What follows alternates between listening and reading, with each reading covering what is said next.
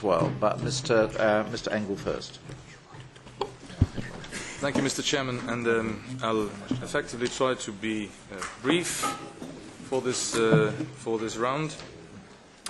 I'll start by commenting on the rapporteur's choice of working method, so to speak, by saying that that I do and we do as a group agree with his trying to follow the procedural entities also contemplated by the Council and the method that consists of following a few clusters. I also agree with his choice of priority clusters, because I believe indeed that that the 4 priority clusters that he has identified are those that will be able to give us most added value with respect to the current legislative situation in this area, and that we should really focus on this. This does not mean, however, that we are out of the woods yet as far as the overall objectives of simplification, clarification, legal certainty and so on are concerned.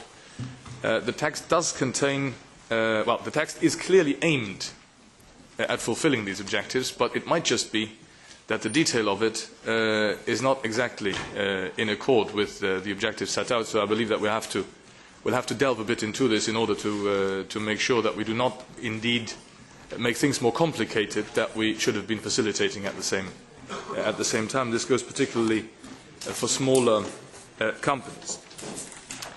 There are a few things that I might just say right at the beginning, because they might also differentiate positions somewhat. There is the issue of thresholds in combination with SME access and in combination with innovation and in combination with everything else. It seems to be so that some member states have the practice of allowing a sort of procurement light for smaller tenders. This is not foreseen in the current directive proposal, but I think it might be worth our while to look at such examples that exist in national legislations in order to find out if it might not make sense. And I see that somebody Danish is looking at me in that respect. I indeed had Danes in my office who were who were raising my attention to the point yesterday.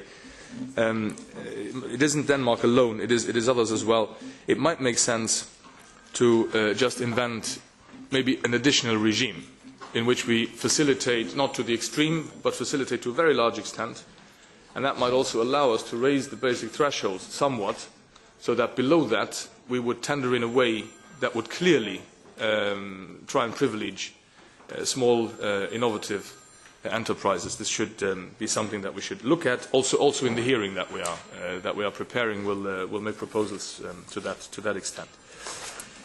Something that has come to my attention, Mr. Chairman, and where I really believe that we'll have to be clear from the very outset that this is not an option, is direct payments to subcontractors. I don't see this happening.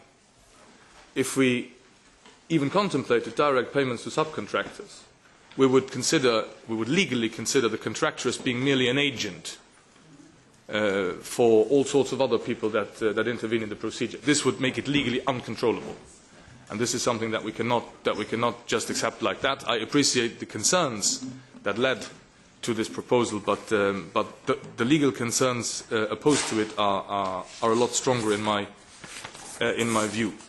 That also has to do with the final point that I wanted to raise straight at the outset, because also there I believe that we'll run into terrible trouble of a legal and procedural nature if we went along, and that would be the extension of environmental and social sustainability conditions to subcontractors. I know that we've been saying things like that in previous reports, but we've said we should contemplate. And we've said we should contemplate in a way that is compatible with the overall objective of keeping things overseeable and manageable.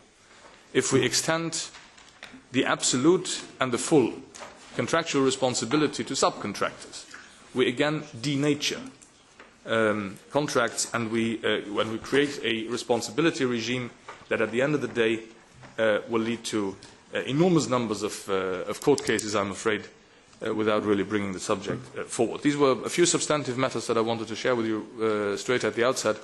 We'll have ample time over the weeks and months to come to delve deeper into this. Thank you.